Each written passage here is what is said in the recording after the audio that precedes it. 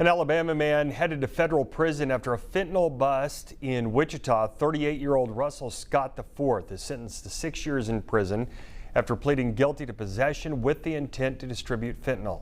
This stems from a 2023 traffic stop in which a Wichita detective stopped him for speeding.